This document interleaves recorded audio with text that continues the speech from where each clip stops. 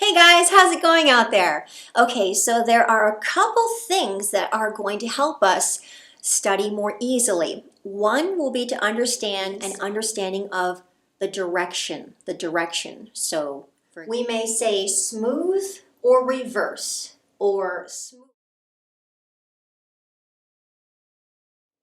So this would be an example of a smooth movement.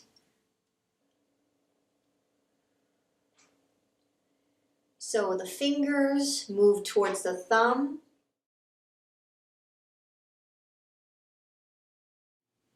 Same for the knees. So outward would be smooth. Now, when we're talking about the chest and abdomen, okay. All right, until next time. Thanks, guys.